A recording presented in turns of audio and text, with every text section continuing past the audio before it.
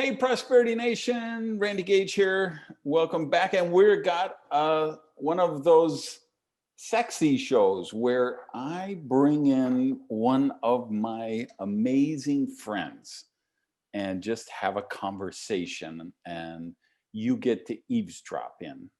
And I'm just blessed that I know some of the most incredible people in the world.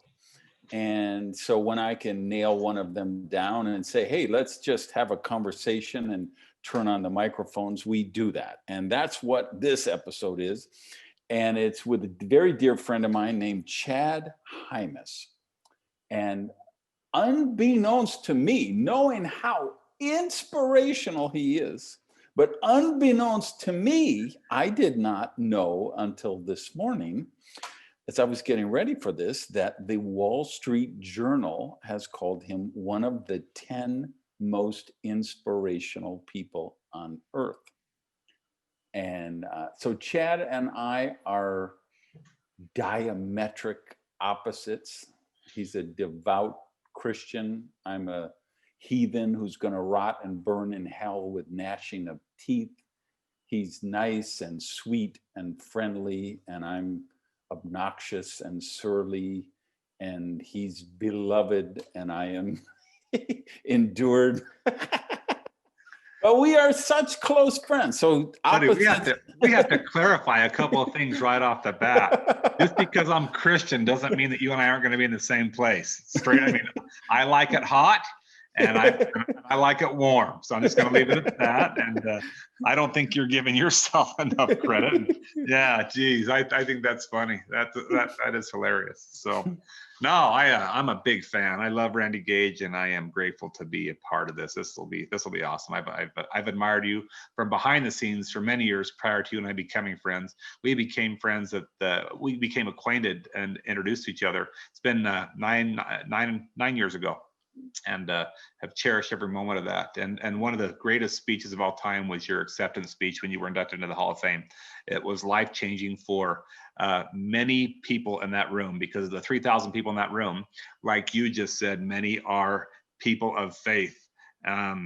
You just came out there, not that you're a person of faith for sure, but you kind of just laid it right out on the table in your acceptance speech of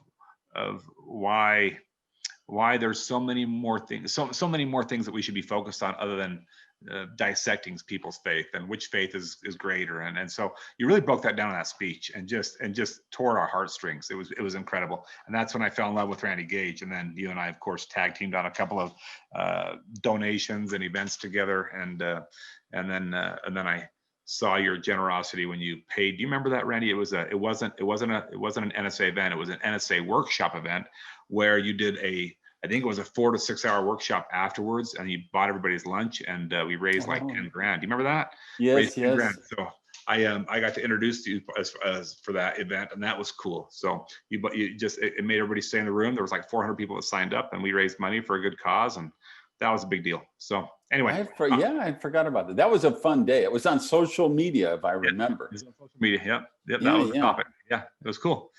Yeah. So it's kind of, so there's a point right there. You give without remembering, and you receive without ever forgetting who gave to you.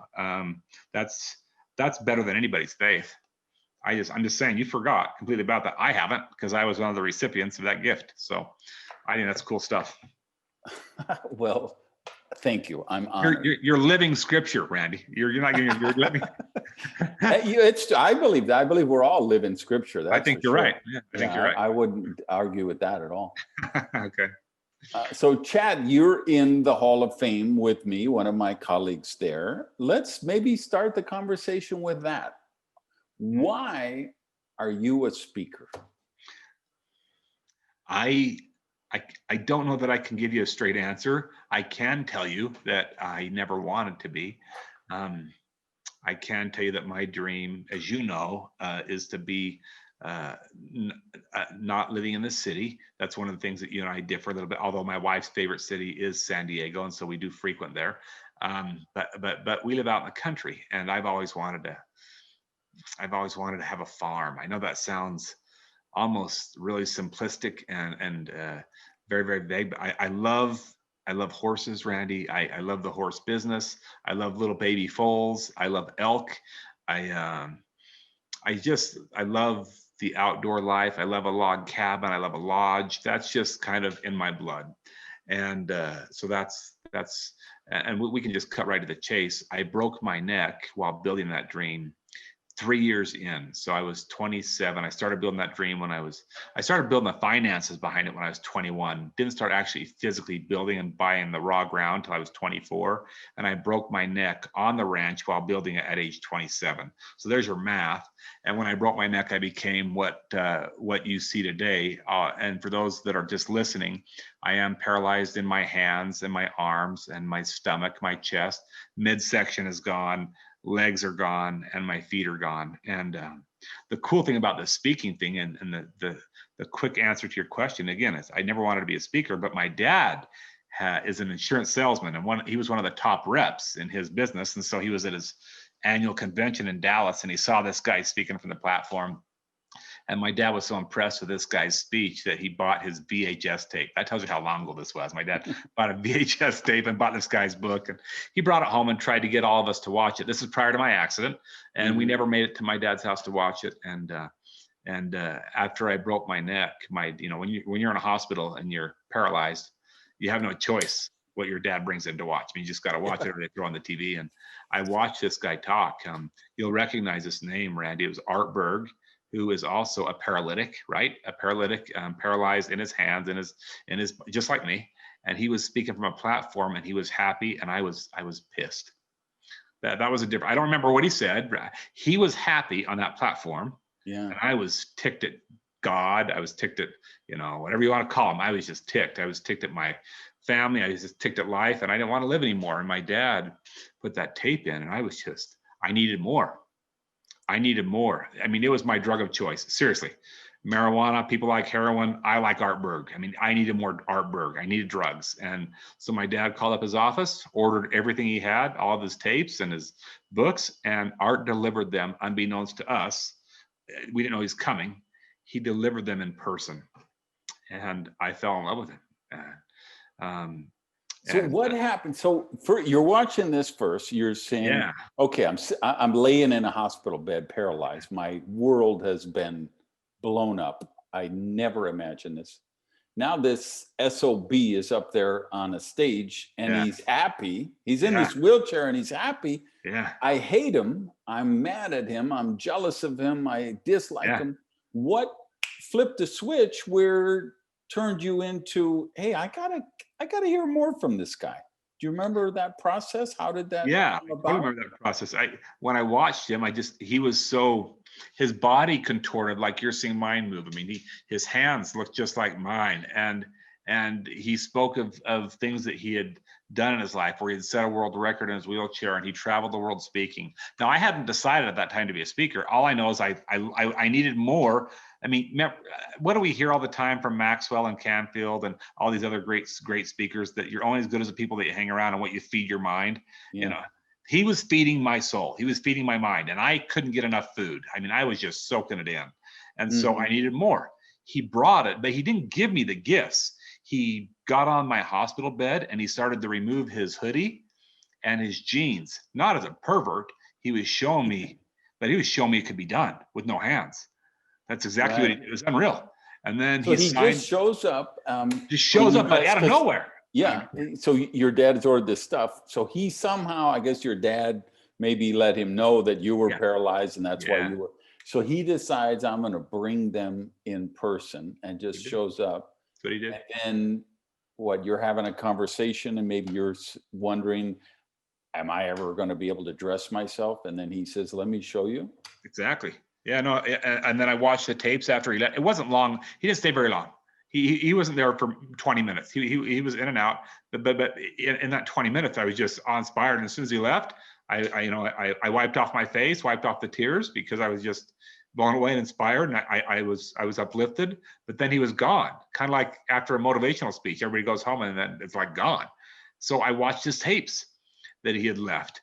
And we became acquainted for the next 9 months. He even bought my tickets. It was 2002. He bought my tickets to go to my first NSA event. Not to be a speaker. That year, the Ravens won the Super Bowl, and Ray Lewis was playing in his first Pro Bowl, and the Pro Bowl was in Hawaii. If you remember, so was the NSA Western Workshop. It was in Hawaii that year. That was the first speaking event I ever went to, and I didn't go to be a speaker. I went to watch Ray Lewis because we had tickets. And Art got us tickets, so I went to watch the Pro Bowl. And it just so happens I went to watch Art speak because he was the incoming president that year.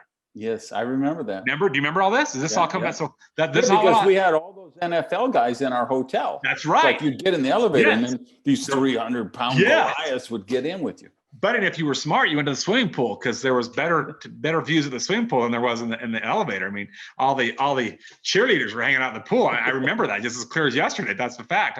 They were all there. And we went to the Pro Bowl game that year, and then I went and watched Art give his incoming presidential speech because he was coming in the next 6 months to be the president.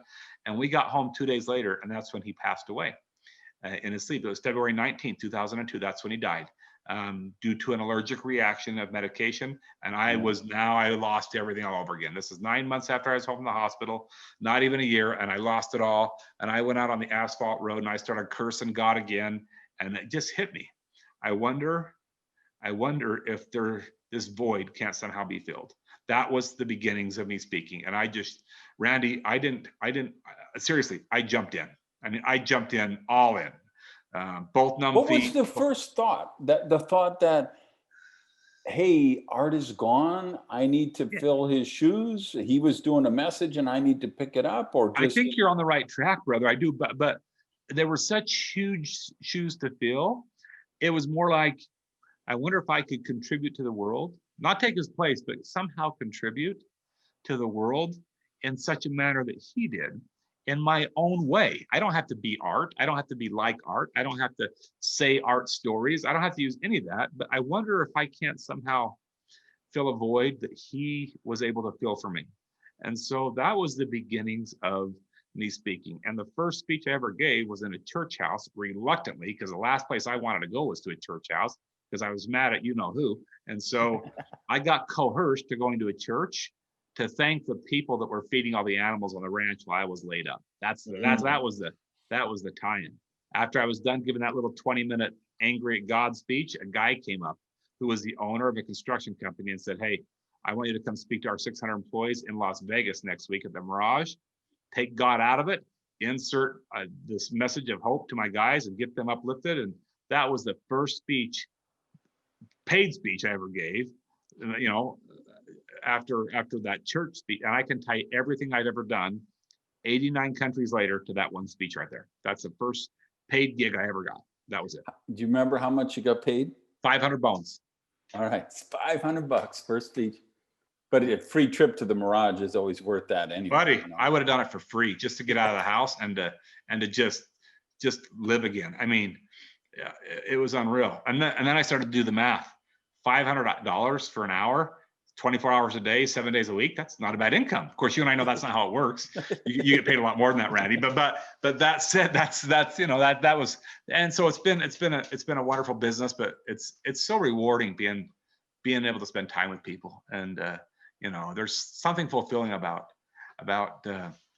sharing life's experiences. There's something fulfilling about hearing from other people. Like, again, I refer back to you when you gave that acceptance speech of that Hall of Fame award. It was done in such humility, but it wasn't there. You weren't there to give an acceptance speech.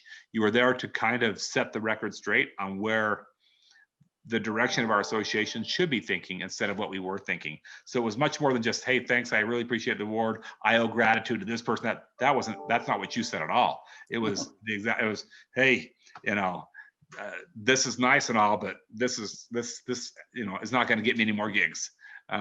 This is what I believe." And you shared it, and it pierced anybody who is Christian, Jewish, Islamic, anybody in that audience could relate to what you said that day. It was just powerful. And because, quite frankly, the uppers, the hierarchy of our association that you and I are devout members of, they are a very faith-based, Christian-based people. It's not a false statement. There are a few Jews and Gentiles in there, but it's a very, very Christian-based group. That's I believe, and Well, much more so then. Now it's a little more generic. more diverse. Yeah, more diverse. I think you're right, but back then I but used to say it was the fundamentalist mafia. that's very fair, and it has changed. But I think a big part of that change, Randy, was part of you coming to us and just sharing with us where our mindsets could be, and kind of setting us up for the future. You know, it was very, very powerful. So anyway, that's how I became a speaker, or a farmer, just not farming the way that I used to think that farming was. Today I'm farming in several lands, Right. and and not what I thought it was. So kind of like you gave us a change in mindset. I've had a change in mindset of what farming really means. So yeah, and the world is such a better place for it. And you really are carrying on Art's legacy. Art Berg, for you guys listening and watching who didn't know him, he was just a magnificent human being. Just, and you talk about great speeches. For me, my favorite NSA speech was when Art Berg got inducted into the Hall of Fame. Because he was just up there and he was thanking his family, and one of his kids came up on the stage and just kind of sat in his lap as he was talking. And I've seen that. Yeah. I think that was, buddy, that was the year before he passed. I think that was 2000 that year. So maybe 2 years before he passed. It wasn't long. He was 39 when he passed. And I think he was 38 or 37 when he received his Hall of Fame award. So that, you're right. I've seen that video footage. That was before I got to know him or even knew of him, but I've gone back and watched those videos. And so you're right. It was just a wonderful speech, because that's what speeches should be, that human connection. That it's raw, right? Just raw. Yeah. That's Nothing the difference rehearsed. between the world-class presenters and the Toastmasters. The Toastmasters have like a rehearsed script, and I did it and you can do it too. Whereas a professional, our job is to connect with people on a soul-to-soul level. Yeah. And we only tell our stories for the lessons they provide the audience. Sure. Right. And that's like when I'm coaching with speakers, and I'm sure you see this a lot because you get a lot of people probably call you the same. Like I did a talk with a lady, I'm going to be very generic so I don't embarrass anybody, but it was an Olympic gold medalist who had a number of gold medals, and we were on the same program, and I did the opening keynote, and then she did the session after me. And she was there, and she had her gold medals, which she was wearing, and people could take pictures with her holding her gold medals and everything. But she came up to me in the green room at the lunch break and said, can you help me? I don't understand. They loved you, and you got this standing ovation, and people were crying and everything. Yeah. And I told my story, and they clapped politely. They liked her. They liked her. They didn't love her. Yeah, they liked her. What I had to tell her in the most loving way was, okay, so you got up and you told the story of how you won. I think she had 5 gold medals, how you won 5 gold medals. And there's nobody in the audience who's saying, yeah, that's how I could win 5 gold medals, or that's what the lesson for me is. She didn't know that last part, which is, okay, we tell our story to prove we're qualified to make this speech. In other words, we tell the story, to show them we're qualified to teach this lesson. Yeah. But you have to teach the lesson, which is, hey, here's how you take what I learned from when I won the gold medal, or my legs got cut off by the train, or I took my company public, or I bankrupted my business, or whatever the story is. And a lot of times it's more the heartaches and the tragedies and the failures that offer better lessons than the victories, right? Yeah. But we've got to turn that to the audience and make it so it's relatable to them, so they know. Otherwise, you're just beating your chest. Yes, I won the gold medal. I climbed Mount Everest. I was, and we see it. Too many of those speakers, I think, and I think you're right. I think once you become relative to the audience, even if it's just an audience of one, or I find that even with my own kids, when I people don't care how much you know about being a gold medalist, or they don't care how much you know about being one of the Wall Street top 10 until they know how much you care about their needs and their fears. If I can go into a speech and accomplish that right there, their needs and their fears, and have that down to science and be ready to share with some of my life experiences and relate to their needs, their fears, or maybe celebrate some of their victories, now I can get a standing O and be one with them, not one above them. So that's what I try and do when I prepare for a talk. And you do that. That's all I do. And that's, that's what made me think why I emailed you the other day, because I'm on your email list and you had sent out your weekly or, regular newsletter about, oh, and by the way, I'm doing virtual presentations with companies, whatever. And I was just looking at that and saying, why did I never bring Chad on the podcast? My people, they need to hear it. They need to know this guy. So that's why I sent you the email, because you do that so brilliantly. Wow. I appreciate that. I have found great joy in it, and I found great joy in doing the virtual thing. I mean, don't get me wrong. I miss the airplanes. I believe it or not, I'm going to Atlanta and Alabama next week, day after, for the same company but 2 different segments. That's the first thing since March, and I did go to LA once for just a quick 1-day turnaround trip for a speech. But this has been a new avenue for me to learn and how to engage with people on a virtual platform, and so we've been able to do that. I don't know, I just enjoy it. Can't get enough of it. So you have this amazing, incredible wife, Shondell. Yeah, Shondell's a big fan of yours too. I mean, you're right. But Shondell is, yeah. So you go to her and you say, hey, that Art Berg guy, I want to do what he did. I want to be a speaker. I want to get on airplanes, leave house, leave you and the kids, and go around the world and share my story. And Shondell said, what? Yeah, now you're hitting it home, because this is tough. So Shondell, it started out, like it doesn't happen overnight where you're gone. But Randy, for 19 of the 20 years that I was speaking, prior to March 6th of this year, for 19 of the 20, I was on the road 26 out of 30 days, except for when my boys played ball. I had a helicopter that would land me there at the school and I'd be back out again. Now, I'm not saying that to brag or be arrogant. There's a reason for that, and I'll share that now. It's not because I'm a great speaker, or I have money, or I've got all these people jumping down my throat to have me speak at their events. I intentionally was gone for the majority of the month, home maybe 1 day a week, because as you see me today, I can take care of most of my needs, but it takes me longer. And Shondell does not like me to have to do that. She likes to bear some of that burden. I don't like it. I didn't say I'm not grateful. I am grateful for Shondell. I'm very grateful for her help. So I don't like it. I know that when we get married, we say something like, for better or for worse. Are you joking me?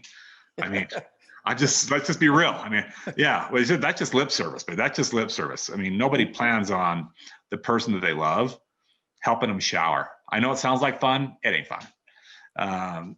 And so for me, the bellman who helped me get my bags up and iron my clothes wasn't married to him or her. Love him, wasn't in love with him. Right. The Uber driver who lifted me up, love him, not in love with him. And so for me, it was a drug of choice. It was a scapegoat for that long. So the last 8 months, the first 2 were hell. I'm just saying straight, because I was with Shondell, in the office wasn't enough even to get away from. I mean, every night, it's what's a relationship like? How's this work? And the last 6 months have been better because I've gotten some counseling, and I'm just being honest. I've had to learn how to be in a relationship because I forgot, and being on an airplane in a hotel, that was a scapegoat for me. That was just, so I'm just, this little girl that you saw come in right before you and I started, my daughter, she's loved the fact that I'm home. She wants me to just come and do homework with her. And that's new to me. I mean, I know that sounds bad, but it's the truth. Here she is, a sophomore or junior in high school, and I have missed, I can't tell you where I've done homework with my daughter, not one time. Oh, I've made all of her horse events and all that stuff, but I can't tell you that I'm responsible for my kids' Eagle Scouts. That's Shondell. I can't. I'm the one that raised my kids and taught them how to play ball and that kind of thing. But I never homework, no dishes, none of that stuff. And so the last 8 months, I've really had to learn what you talked about how Shondell wants me home. She's always asked me to be home half the month. I could just never do it. It took a pandemic, a second one in my life. The first one was a broken neck. Now this one, where it's really kind of caused me to do a 180, box the compass, change course. I remember you and I having a conversation once and you saying, you don't understand. I might take an hour and a half to get dressed and brush my teeth. And Shondell will do that in 10 minutes. Done. It's true. So when I'm on the road, she can't do that for me. So I want to do more speeches because I don't want her to have to do that. And I think there's so many people listening, including me, who I wrote a blog about this maybe, I don't know, a couple of weeks ago about how bad I am at accepting help. Yes. Right? Because we all are, Randy. You're not, everybody that's listening right now to you talk, they can relate to you. Keep going, buddy, because you're gonna give us an awesome lesson, which I need to hear it because I do good. I do good a couple days a week. The other 5 days though, I suck at it. But for 2 days, I'm pretty grateful and authentic. She can tell when I'm like fake news, when I'm like fake. Honey, thanks. And I'm inside. And when I go silent, it hurts her. You can't go silent. I'm just learning how to be married, right? And right now, just learning how to be in a relationship. Force majeure, right there. Force majeure. Yeah, people got to understand relationships, the great ones, they take a lot of work. They do, but they're worth the work, right? And the ones that don't take a lot of work really are superficial relationships. That I think you're right. Yeah, you're totally right. This kind of reminds me. So filling in you guys listening, Chad and I are both on a Zoom conference like this for a committee we're on, and somebody says, okay, everybody type in your top 3 of this. So me, loving Chad and wanted to take care of him, say, Chad, are you able to type? Because, I know his hands don't move certain ways. And he was like, listen, you creep, I type more words per minute than you do, or something to that effect. Right? Only he said it in a nice way. He's not like me. What do people who are not in a wheelchair or not facing challenges, mobility challenges, what do we need to know to relate better to people who have different needs or specially abled, or, there's so much wokeness and political correctness. And I think etiquette, a lot of times we're right? Yeah, we don't know. I think it's all crap. So you did the right thing. You can never go wrong by going with your heart. So I might have given you some criticism back or joked with you a little bit about, hey, Randy, I can type more words per minute than you can. You did the right thing by going with your heart. And when somebody sees somebody that needs some help, I don't care if they're in a wheelchair, if they're walking across the street, if they can't reach the top macaroni box at the grocery store, I don't care what it is. If your heart tells you to go introduce yourself and offer assistance, you can never go wrong with that, even if you're hammered back. Because the alternative is you don't go up and then you wish you would have, and then you got to live with that. Yeah. So that's what I've learned, even in my wheelchairs, that, hey, I have met people that have full function of their body, full function. Like you, Randy, and I'm just using an example. Full function, good arms, good strength, softball player, good athlete. I've met people like you that have full function and they seem to have everything going for them, but inside they're more trapped than I'll ever be in my lifetime. More paralyzed, and that's because they refuse to change the way they've done things or the way they've thought, their mindset in the past. And I mean, you can just look at me. You're dressed in a button-up, nice collared shirt, which is what I would wear to a speech, but it takes me longer to put that on today. I'm in a hoodie that I got at the Bahamas. Because it has the Bahamas written on it. And this shirt's easy for me to put on. I mean, 5 minutes, I'm done. And I've got on a couple shirts on underneath this, and I'm dressed warm, and I'm at the office. But if I wasn't, but it's not the clothes that I like. I'd like to wear what you got on. I like that. You look sharp. So it's not that I'm not grateful for clothes, And in fact, you should be grateful that I'm grateful. This could be a naked podcast, and then that probably wouldn't go over very well for our YouTube viewers. But for me, I just learned that I need to adapt. The pants that I'm wearing today, they're 2 sizes too big, but I can get them on a lot easier, you know. So my pants are 2 sizes, the length, they're 2 sizes too big. My shoes aren't laced. Today they're slip-on ropers. And I drive differently, and I'm not in an electric wheelchair. I push with my hands. You can see on the camera they're a little bit dirty from the asphalt outside, but they're calloused. This hand's a little bit more calloused, but that callus, if I baby it the right way and don't let it bleed or break up or crack, that allows me to grip my tires. So it's like traction on a shoe.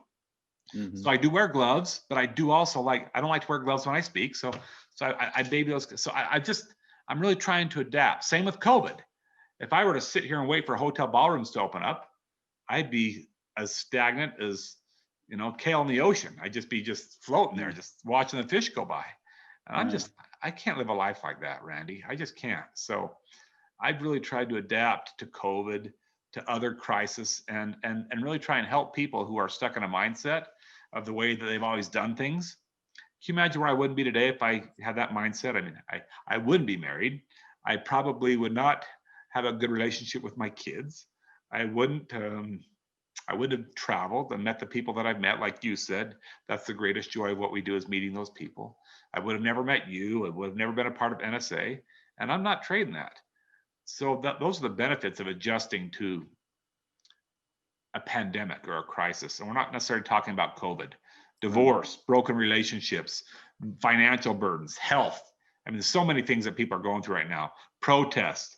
People are really scared right now because politically our nation has never been in a situation like this. So they're uncertain there. And so, you know, people are just, so I think we need to adapt to change. And that's something that you and I talk about a lot in our presentations, and the dividends have paid for themselves. I mean, before my accident, I was looking for a way to make money. Before the accident, I was looking for a way to finance and make money for the ranch. That's what I wanted to do. Mm-hmm. Since the accident, I've tried to find a way to fit in with people and find a way to contribute. And I've made a significantly better living in the process. But that's not my focus. But you know, it's taken care of itself. So I don't know how to say it any better than that. Yeah. So Gracie from Honduras, I think, is it Caleb is from Ethiopia. How does that come about? What this is his children I'm talking about. So him and Shondell they've adopted a couple of kids. We have adopted 2. So there's 2 boys that were born before the accident, and they're now 22 and 20. They were 3 and 1 when I broke my neck. And there's this gap. There's this 7-8 year gap.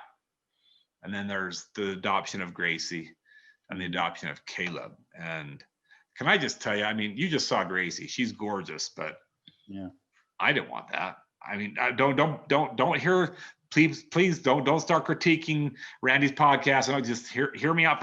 I was content with the 2 boys, no daughters, low maintenance. That's what I was thinking. Or, you know, empty nesters early. That was kind of my thought. And Shondell came to me with this vision that our family wasn't done yet. And I'm thinking, well, what do you want to do? I mean, you know, her and I can't have children anymore. I'm paralyzed. There's no way that's going to work. And she said there was more than one way to have children. I didn't know that. I only thought there was one way.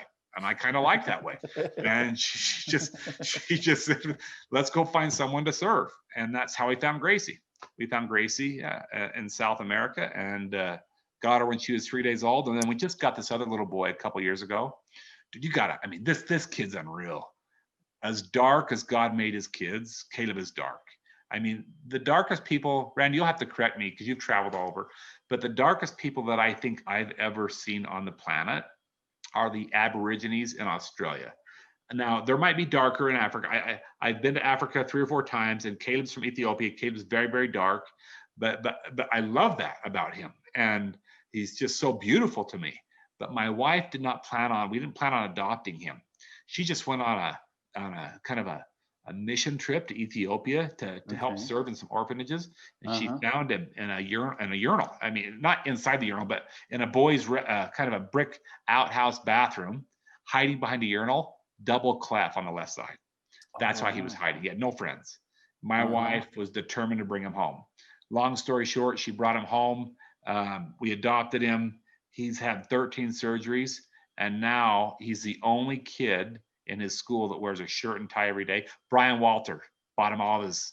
Brian Walters, one of our dear friends, bought him a bunch of ties, bunch of shirts, bunch of nice colored socks that match his ties, nice church dress shoes. He wears a shirt and tie every day to school because his dream is not to play ball like my other boys. My other boys are athletes, they're playing ball. Caleb's dream is to be like the white coats that fixed his face. Wow. Now you know I love him so much. It's not about the money. He's only 11, but the kid is studying college courses on the anatomy of the face and the mouth. He wants to go back to his country and fix all of his friends' faces because they don't believe it's possible. But he knows that it is because he's had it happen to him.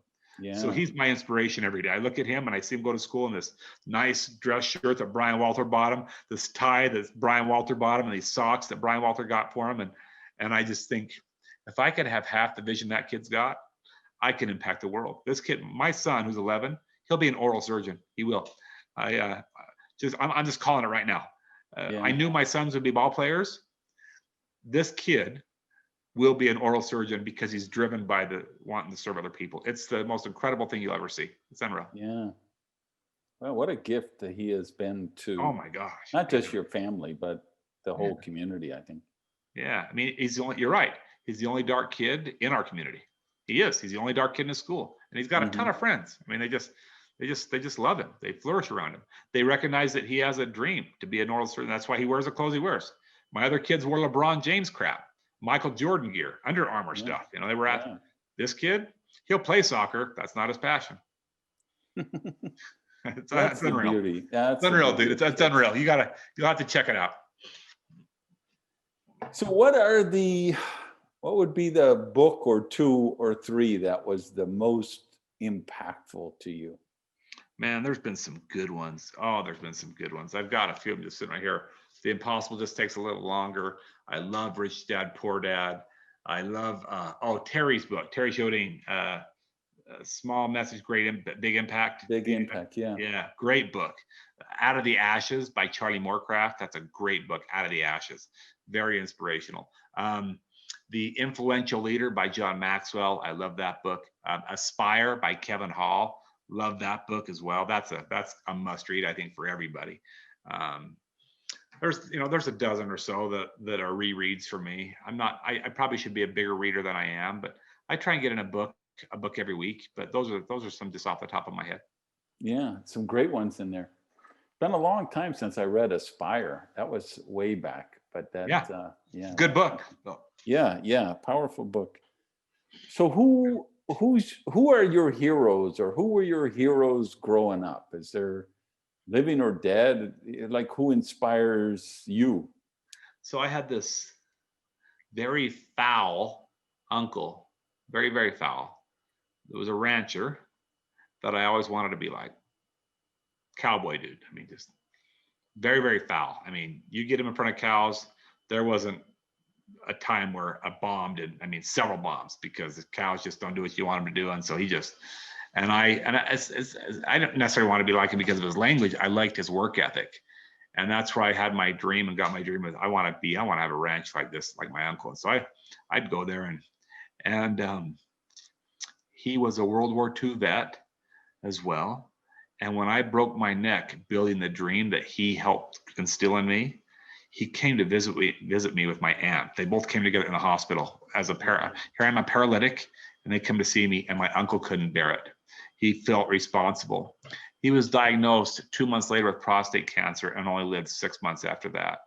And I spoke at his funeral, and he never could get past the fact that he felt responsible that he didn't train me because I was injured on a tractor with a bale of hay. He felt like it was his fault that I broke my neck. And yet I think now wherever he's at, he's got to be looking down thinking there's a much bigger picture than what he was thinking back then. Much bigger, because I wouldn't change my broken neck for anything. Don't get me wrong. I miss walking.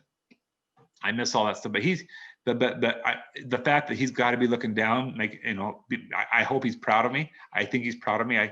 That's a hero for me for sure. other people that people that just generic that have caused massive change.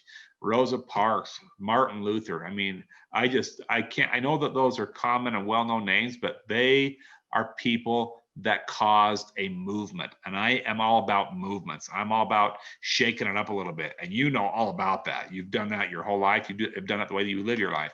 You've done that with your belief system. I like to shake things up, not to cause rhetoric, just to make a point and have people look at things from a different set of bifocals. So those are some heroes of mine. Another one that I really love, and just is my favorite movies growing up were the Superman movies. Christopher Reeves. Christopher Reeves, that first one, I remember seeing it in Florida with my mother. Okay. I remember the commercial, the promos. You will believe a man can fly. Yeah. That movie, that was really the first special effects movie. I think that was the state of the art, that it really wasn't, you didn't see strings. It wasn't computer animation that didn't even exist yet. It was just brilliant. It's true. Effects. And of course, he was just, Christopher Reeves was just, I mean, to me, he had the most beautiful smile in the history of humankind. He just lit up the room when he smiled, and he just was such a, so I loved that movie. So there's a tie in there, man. I'm with you on the same thing. So he breaks his neck at age 51 on a horse, which and he becomes like me, only he doesn't have any movement. He's also hooked up to a machine his whole life. Lives for 9 years. But here's the catch. Here's another hero of mine. His best friend. They're best friends. They met back when he did Mork and Mindy. That's when they met. So Christopher met Robin Williams back when Robin Williams was doing Mork and Mindy back in the day. Wow. And they were best friends. And Robin Williams is what he raised over $20 million for the Christopher Reeves Foundation. What people don't know is that, Robin Williams is probably, in my opinion, one of the greatest comedians, whether it's rank or not, of all time. Oh yeah, brilliant! Just mad, brilliant, genius. Yeah, I think he's brilliant. I think his impersonations are brilliant. And the way the ability he had to go in on an interview on Johnny Carson or the Tonight Show with Jay Leno or the Today Show with Katie Couric and Matt Lauer and just make them laugh where they had to go to a commercial break. I mean, I saw those where he just had the ability to just pop out some voice and a voice from India and just made people laugh. And he ended up taking his life. Yeah. Because with a belt, he took his life. He hung himself with a belt. No judgment coming from me at all, nor from any of us. I look at what good he did for his friend Christopher Reeves, and now I think those two are doing some cool work together, whatever that is. So you talk about my heroes. Robin Williams is a hero of mine, for sure, because nobody is excluded from having down days. Nobody is excluded. That guy had 7 children, beautiful wife, married, was the king of comedy and made everybody laugh. And he had a rough go. Chris Farley, one of my heroes. I love Chris. He ended up, taking his life as well. But I'm not saying that because I just think that they did so much good for the world, and they're relatable to me because I've had down days too. And so it makes me relatable to them. So those are some of the people that I've admired in my lifetime. The people that make people smile and that help people be better, but they're not perfect people.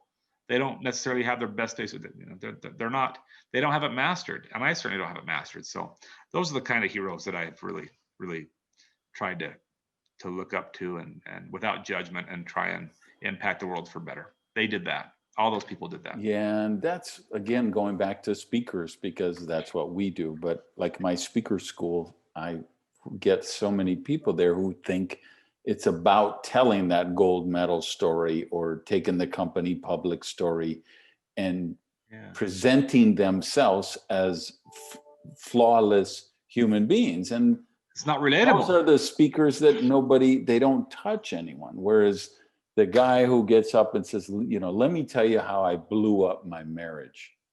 Now, Yeah. yes. The lady Yeah. who gets up and says, let me tell you about when I had to take my company bankrupt and Yeah. fire Or I everybody. lost, or I lost 500 employees. Or the guy that landed the plane in the Hudson and it was against policy. Yeah, Sully. Yeah, Sullivan, right? Is it Sully? Yeah, Sully, right? Sully. You know, and he was the last one off, but yet they wanted him to be the first one off, and he said absolutely not. You know, that's now we're talking about not just the guy that wears 4 stripes on his arm. He demonstrates it. Right. He lives 4 stripes. I can't tell you how many pilots that I've run into that can't help me off because of policy. They can't help me because of policy. But when I find a pilot that says, you know what, whatever you need, buddy, I got you covered. I'll say, you know what, thanks, man. You know what 4 stripes means. Yeah. Ain't that the truth? It's the truth. It's the truth. Yeah. So you have this video called what was it? Oh, Tragedy or Blessing. I'm going to put a link to it in the show notes. Oh. And you're saying in there something you just said a couple of minutes ago, which was, hey, if I could do it all over again, I wouldn't change anything. But let me ask you this. Sure. I remember I think the video that was in the email that I got from you last week, there was a link to a video in there, or else I just saw it on your site. And you were talking about the accident. And you said, so I'm in the tractor and I see the gauge tells me that the hydraulics were low. So I knew the hydraulics were low, and that's what happened. I guess because the bale of hay was, how much is this bale of hay? About as much as an SUV vehicle. So a couple thousand pounds. Oh yeah, a little more than that, but you're right. Yeah, an SUV. Okay, so 4,000, 5,000. Yep. You're up. Yep. So you're like knowing, okay, these hydraulics are low. You putting this 5,000 pound thing over your head, and of course the hydraulics collapse. So how many nights does Chad Hymas say, why did I ignore that gauge? How could I be so stupid? How do you stop from doing because I'm asking this because there's every person listening is asking this question, which is, how do I stop beating myself up for something that I wish I didn't do? How do I forgive myself? Yeah. You know, I don't think that's, there's probably a more pertinent question that you could ask than that one right there, because it's been 20 years. I don't regret what's happened since. I don't regret that, again, the opportunities have come my way. But I already shared with you one thing that I have struggled with, and that is learning to be graciously accepting of people's help that I love, that I'm in love with, like Shondell. Yeah. That I just haven't mastered that. So I'm still living that. I mean, I've been asked that question before. Chad, when did you finally peak? When did you finally get over that? Hell, I haven't. I think it's an ongoing, I'm just being honest, it's an ongoing process for me. And so I share that very, very openly, because I don't want people to think that there's one magic pill or one magic day that happens. Don't get me wrong. There are some key things that have helped me to cope, and that is to focus on the good that has come. Yeah. Because if I focus on the mistake that I made, and it was a big one, and I saw it coming, but I had gotten away with it before, never gotten caught. So what's the general rule of thumb? If you haven't gotten caught, you know this, jailbird, you know this. You haven't gotten caught, you can get away with it again. I mean, you know that. So I'm no different than you. You know, I just feel like if I focus on that, you know, that I should have changed that. And I've done that before. I am miserable. I'm unhappy. Everybody else around me is unhappy. The dog's unhappy. The cats don't come around. I mean, I'm just saying, I've never been productive having that mindset consistently. However, when I focus on the little that I have been given back, like my friendship with you, or the fact that I have good shoulders, I can move my shoulders, I can feel my shoulders, and I have the ability to push where Christopher Reeves could not do that. That's a positive. Where I can get myself dressed, even though it might take a little longer. That's a positive. That I have 4 beautiful children. That's a positive. You know, when I focus on some of these things that are going well, more comes to me in the process. Now, I want to reemphasize those negative thoughts. They come back to haunt me for sure. How often? I don't know, but it happens. Probably more often than I want it to happen. I just can't stay there very long. So I've learned to get myself out of it quickly. Because if I don't, the whole day is ruined, and I just watch Judge Judy, and she's addictive too, and I'm just sulking. And so I got to get away from. Not that I don't love Judith, I just can't watch her all day long. I've played that game. I got to be busy. That's why you're seeing me in the office today. I'm just trying to be busy, whether that's study, whether that's doing a podcast with you. I need to be busy. My mind needs to stay. That's what was so cool about travel, is I didn't have time. I didn't have time. Airplane, Uber vehicle, hotel. Okay, a couple hours to get dressed. Okay, these two ladies are coming to help me shower tonight. Okay, great. I'll be done by 9. Okay, and then I'll get room service. I'll get salmon and broccoli. Okay, great. I'll be in bed by midnight after I recover. Plane's leaving at 6. Alarm's got to go off at 3 so I can get dressed. Be there. It was just go. And people always complain about flying. For me, it was freedom. Freedom from what I'm now. I'm now trapped at home and learning a new thing that could be a blessing in my life if I let it. But I'm kind of in that in between right now. I've had some really good days. I've had some really rough days. I know what's right, but knowing is not enough. We have to have action. And so that's the wayward point where I'm at right now is, hey, I've got to consistently show good action and gratitude. So I'm growing in this process of COVID. This is going to be a whole new story for me to share once things open up again. And I've shared it even virtually, but it'll be a whole new realm that I can share.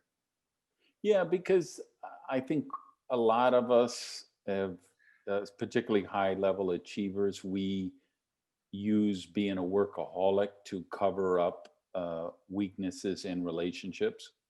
And hey, I can't be dealing with this stuff. I'm the one, making the money, keeping the bills paid. You're going to have to handle that stuff. I'm leaving tomorrow. I've got to be in Budapest for 2 days, and so we use that as an excuse. And you're right. The people when I'm coaching in my Breakthrough You program, and they can't figure out what they're doing, what they want to be when they grow up. They seem really conflicted. I always say, okay, you read the Mad Genius book, right? Because that was one of my homework I might have given them. Yeah, I read that. Okay, you remember the chapter where I said you have to schedule thinking time every week. You haven't been doing that, have you?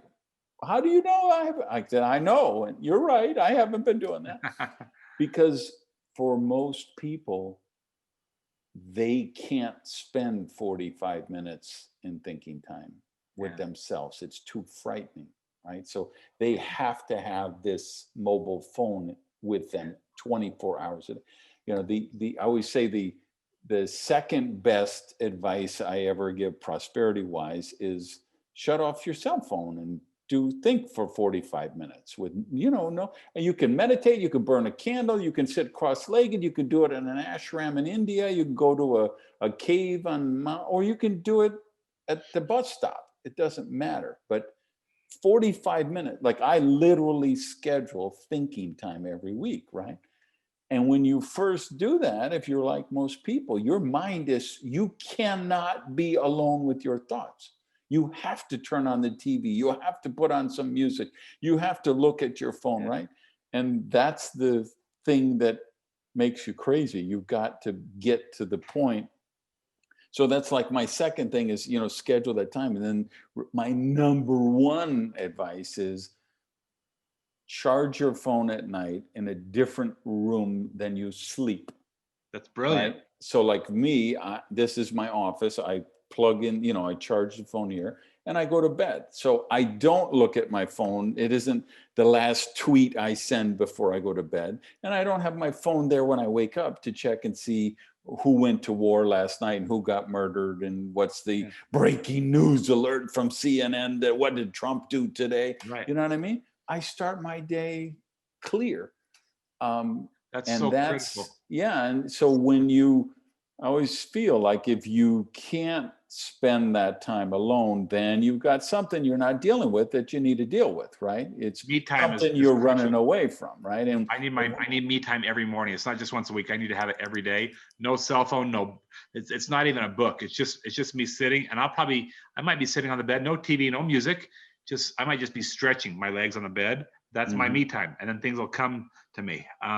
People often say that some of the best times of their thinking times when they're driving to the airport or driving to work, but there's no distraction. They can create that, like you're saying. You want them to systematically create that at home before they leave. I think that's brilliant. I remember when we first got phones, and they were flip phones, and we got computers and emails, and they said that computers were going to save us as much as 80% of our discretionary time. How many of you have enjoyed that 80 minutes, or that 80% of your discretionary time? None of us. If anything, it took all the discretion. It took it all. And it's made us more busy. We have to stay up on Insta, Facebook, YouTube, Twitter. Got to get LinkedIn. Got to get.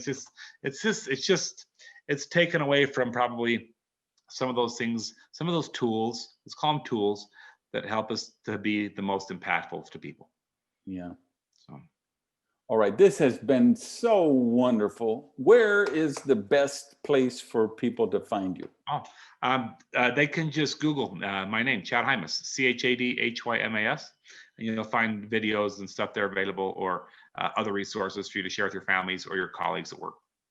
Yeah. So chadhymas.com is his site. I'll put this in the show notes, of course. But so Chad is a Hall of Fame speaker. He's doing it live on the platform. He's doing it with virtual.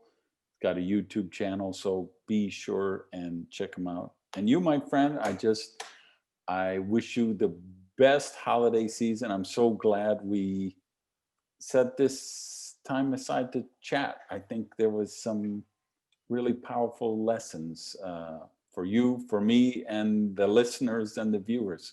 So thank you. You got me, brother. Thank you. It's been a pleasure. Thanks a lot.